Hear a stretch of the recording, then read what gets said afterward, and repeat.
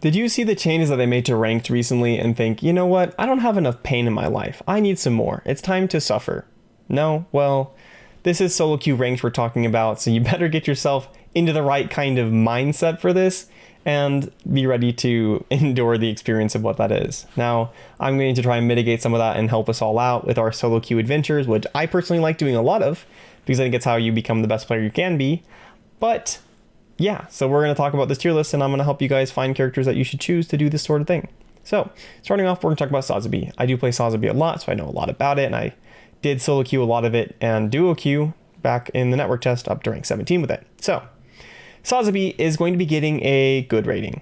It's so much better than other tanks are in other games for solo queuing and things like that, just because you have the capability to frag out, which is why it's getting a high good.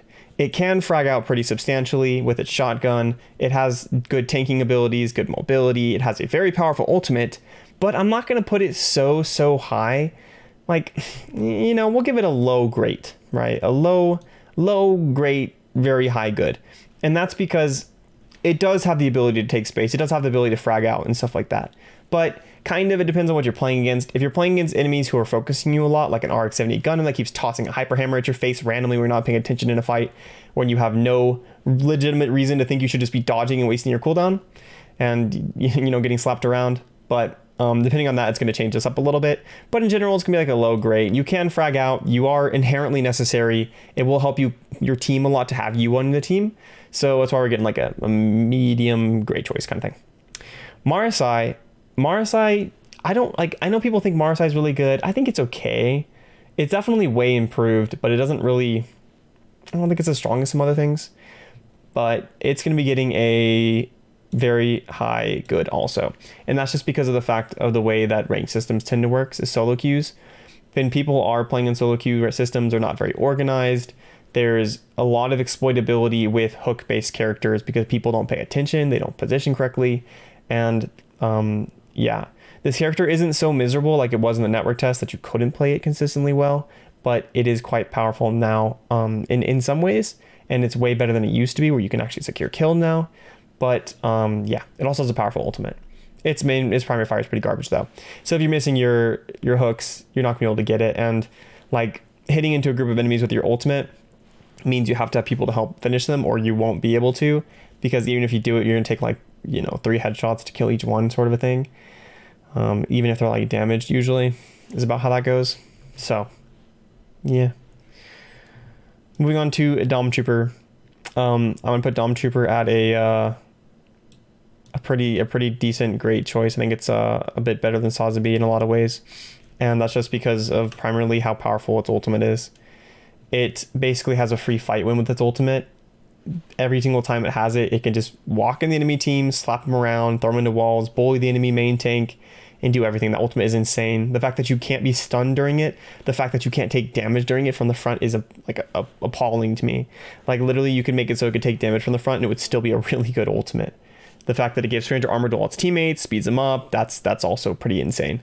And in general, it has solid damage that it just outputs consistently. So yeah, it's quite good. Melee Zaku is very like at that 1v11 or at tank gun, wink, level of rating in a lot of people's minds, but really it's honestly more towards a meh sort of category.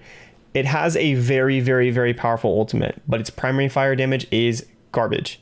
And you can't you can farm the rage ability, but if you're not playing to be able to farm it consistently and effectively, you have to take damage, and you won't be getting the healing to be able to sustain that. Like, it's not like another game where you could sit there and charge your rage and deal damage and tank, right? Like a game like Overwatch where you will get healed, because you'll die in this game. This character, I don't think it's very good, to be completely honest. Its ultimate is insane, but if the enemy team is any level of competent, they will stop you from being able to get it often because you'll just be dying. Like, they walk into you, you're trying to tank on a corner, you're trying to deal damage, you're trying to frag out, but you're just not doing anything. Your primary fire doesn't deal a lot. Any mobile suit in the game can 1v1 you if you're not fragging out, and if they don't absolutely troll. So maybe not any mobile suit, right? Some of the 800 mobile suit HP ones kind of suffer against you, but not suffer, well, they're killable, but you versus a Pale Rider should win. It's kind of that simple. You have to catch them out really quickly and hit all your cooldowns. Like you have to hit 5 cooldowns to be able to 5 cooldowns in like primary fires to be able to kill something. It's a lot. And basically, really, it's just like the ultimate isn't going to come up consistently enough for it to be viable using it. Like you'll have the ultimate not available when you need it, and you won't be able to do enough damage with it with a regular primary fire to justify using it in a solo queue experience where you need to be able to frag out consistently. So now moving on to the healers. Metis is a very good character, but since it's a healer, it's only going to get like in the good range, like medium low good kind of thing, just because it is a healing based character. And actually we're going to bump it up a little bit more. We're going to bump it up to like just solid good, because it is a very powerful character and it does have some frag potential. But what you do have to understand about solo queue is you will not have as much of a fun time queuing up as a support player. You do not have as much like you have indirect effect on the game rather than direct effect. Indirect effect causes you to not, or indirect effect allows you to carry over time, right? Like you might be able to slowly carry your games and you will climb. Don't let yourself think that this is some elo hell reality. It's not. There's no such thing as elo hell. You will be able to climb if you're good enough, but it'll take longer because you can't consistently frag out and do and secure the kills. You will just be there able to enable something really well. Like you'll enable a Sosby really well, right? And you'll enable something you ult, but then you're only like buffing their capability. And so if they're not amazing, they're not popping off for you. Versus some of these other characters where you like all the ability you have, you directly do it. You don't have to put it through a filter of another person. So yeah, Jim, however, is really good, to be completely honest. In fact, it's just terrific. It's honestly up towards the 1v11, maybe like easy peasy sort of perspective. It's really powerful. It has the same limitations as some of these, like as a healer character, except it doesn't, because it's not just a healer character. It has tanking ability, so it can fulfill kind of like an off tank role a little bit. Substitute for a Sosby sometimes. It really has the ability to just deal a bunch of damage. Its ultimate is insane. Its mine is insane. There's just so much you can do with this character. And in a ranked system in which teams aren't going to be like punishing you as a team, you can push the limits a lot. Like for example, in like a 6v6 team experience, where people know what they're doing, if you're playing as Jim and you're like pushing up playing aggro, they can dive you and they can kill you. But in rank, that won't happen to you as much. So easy peasy. Unicorn Gundam, insanely powerful, but it's about a little bit better than Metis for climbing. Like it's not anything to write home about, because you just don't, like, you do have the armor you can pop off, you can do a lot with it, but it's not like, it has the same limitation all supports do. You're buffing teammates. The damage on this character is is like not really terrific at all. Like it's just not impressive. You don't deal a lot. You will lose all 1v1 situations, or should really anyway. Plus you have a really big hitbox. The armor is excellent. Using that properly, you can carry a lot with. Just don't be expect to like hard carrying all your games. This game does have like I said, all characters have like 2 roles, so it's like a damage support. So you can do more than you can do in other games, but it still has to go through the lens of other people. However, when it ults, that kind of goes away, which is why it's better than Metis for this sort of stuff. Like Metis is, like they're all like mid good, right? This character's high good. It does have the ability to frag out with its ultimate, so that does give it an extra little bit of redeemingness. And maybe if you're really good with the ultimate, it could be pushed up to like really high good. But I don't know if I want to say great or anything, Now, and also as a side note for all the supports, just having a support in your team in a 6v6 null role lock situation will boost your status up and boost your ability to win games a lot more too. That's why they're not like lower in general. All right, Ashimar. Ashimar is also going to get tossed into the probably the easy peasy category, to be honest. Like lower easy peasy. It's really good. It's impressively good. It's gotten a lot better in my mind than when I saw it in the network test. Then the napalm it has is really, really fast. It can deal quite a solid amount of damage. It has a decent range, and its ultimate's also extremely powerful. You can just carry whole team fights with its ultimate. You can wipe out solos really easily. You can push through tanks. You can consistently fly up, toss your napalm down on people, farm your ultimate very much, and you can get a lot of value with scouting people and doing a lot of stuff in this character, and you just have frag potential. Barbatos, if you're a very good Barbatos, it's 1v11 for sure. If you're not that good, then we're getting lower towards good. If you're okay, then easy peasy. Or if you're like meh, pretty good, we're gonna put it up towards like lower easy peasy. It does have huge carry potential. It really does have huge carry potential, but you have to be good at it. If you're not able to consistently hit your slams, then it's not going to get a lot of value. This character is very drastic in its nature. The fact that you can just like use it to counter a Sazabi, counter their whole main tank, use it to just frag out, playing on like a point capture defense, just constantly trading with it, like walking up, killing someone, and even if you die, then whatever. That's really advantageous because they'll always be taking like a 5 versus 5.5 on the second point, because you'll come back like the other person will take twice as long to come back from their spawn where you're always there. You'll be spawning back a lot faster and getting the fight faster. So just that kind of stuff is just honestly a huge carry in these kind of games. Exia 1v11, it's insane. I don't know what to tell you guys, it's just insane. A lot of super valuable, a lot of good super capability. The ultimate's really good. Its standard value is really cool, or really good. The fact that it has so much mobility is insane. Obviously it's kind of similar, like if you're not as good with it, it's not gonna be as good. But it's still good, like still great choice, but it gets a lot of value from being really good at it. Gem Sniper is gonna get easy peasy. Not 1v11 because you can't do it in every map. If it's a bad map, you're going to be going down towards good. If it's a great map, you're at the very 1v11. Like if you're on Harbor, so 1v11 for sure. But that's why he's getting high easy peasy. You click on things, they die. You absolutely frag out. Like that's that. The character's not too complex. Just click on their heads. The hitboxes are forgiving anyway. Gun Tank is going to get in the tank gun category. I hope I tricked you guys. This character is trash. I'm sorry to tell you guys that. Play ranked with it, prove me wrong, I dare you. But yeah, if you're doing it solo, which is when you play solo, you actually have to prove that you're good at the game rather than playing with the other people who can carry you if you're not good based on the fact that you're coordinating. Prove that it's good. But I won't believe you guys because it's not. It does less damage than everything. It has a really big hitbox.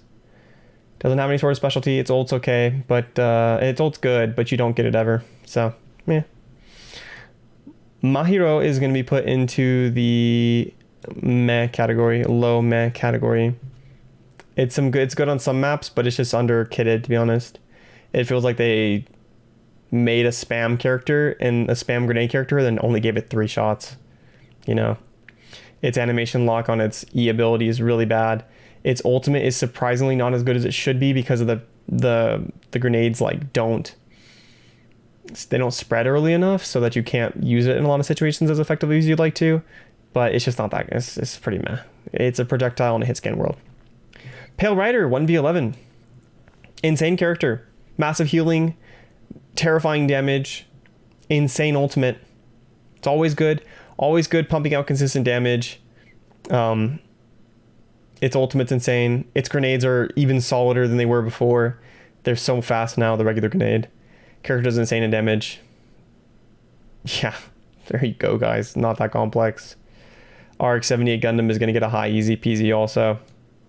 It would get a little bit of a better rating if its ultimate was better, get up there, but it's still terrific. Its damage is super good. You can 2-shot 800 heroes. You can 2 headshot and then a body shot for the 1000 hit point mobile suits.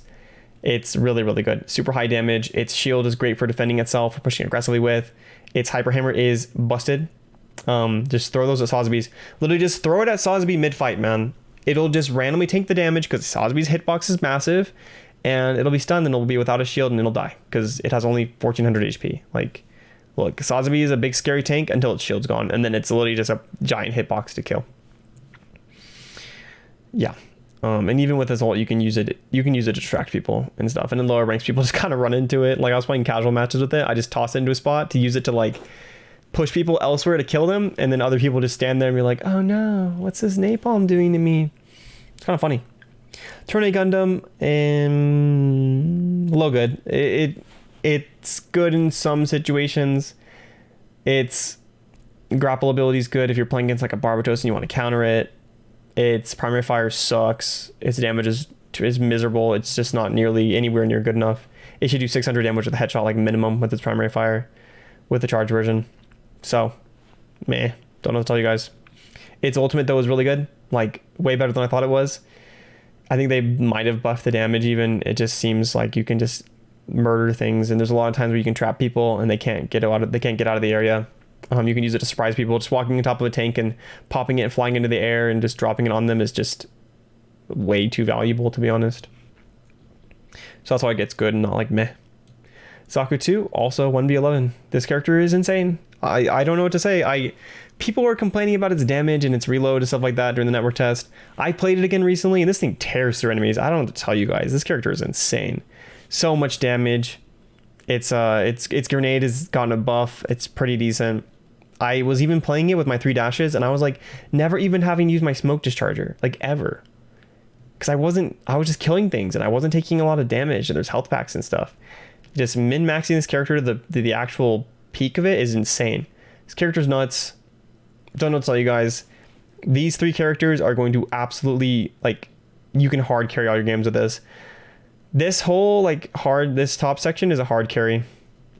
But look at this whole tier list is basically like hard carry your games, carry them, but you can be countered, you can be dealt with. Meh, you can carry, you can climb. Good luck. Tank gun. So yeah, guys, that's about what it goes. Let me know if in the comments if there's any like, I just, you know, if you're a gun tank player, just tell me I'm wrong. And everyone else just give me your opinions on this. Yeah. If you're looking for some more Gundam Evolution videos, then make sure to check out my mobile suit guides. I made one for all original to 14 mobile suits, and I did a Should You Main Guide series also, covering the same mobile suits and talking about whether you should actually main them in Gundam Evolution or not.